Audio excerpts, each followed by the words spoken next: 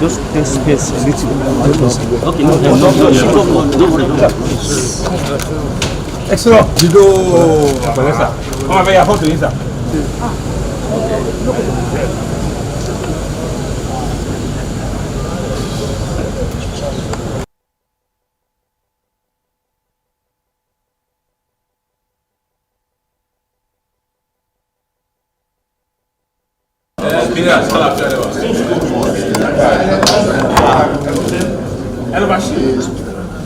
How many forms?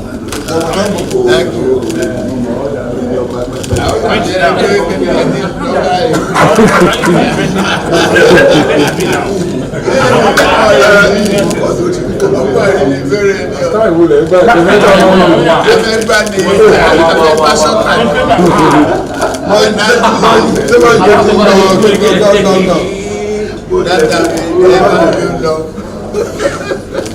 The Baba had a title like the man you on top.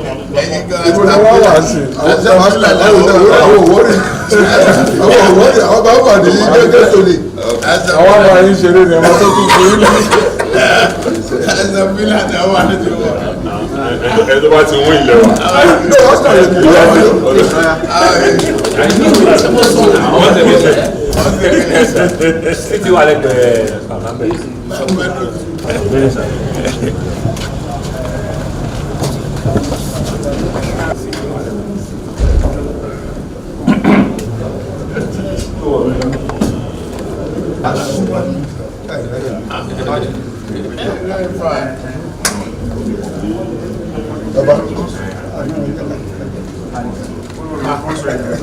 Your Excellency, you are welcome.